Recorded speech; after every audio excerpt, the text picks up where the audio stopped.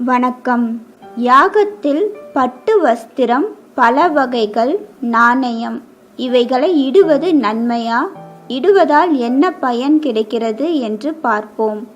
இந்த பொருட்கள் யாகத்தில் இடும்போது அது எரிந்து வரும் புகையானது சூரியனை சென்றடைந்து மேகமாக மாறி மழையாக நமக்கு கிடைக்கிறது. மழையாக விழும் பொழுது பல மக்கள் மீது விழும்.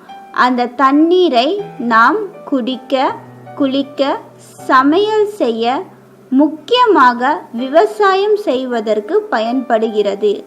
இப்படி பல மடங்கு நன்மைகள் கிடைக்கிறது.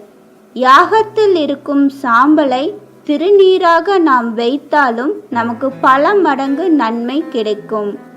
ஆகையால் யாகத்தில் இட்ட பொருட்கள் பல மடங்காக மீண்டும் விளைகிறது. இதனை தர்ம சாஸ்திரத்தில் அக்னேலா பிரஸ்தாகுதி சம்ய ஆதித்யம் உபதிஷ்டதி ஆதித்யா ஜாயதே விருஷ்டி விருஷ்டி ரேரண்ய ததா பிரஜே என்கிறார்கள்.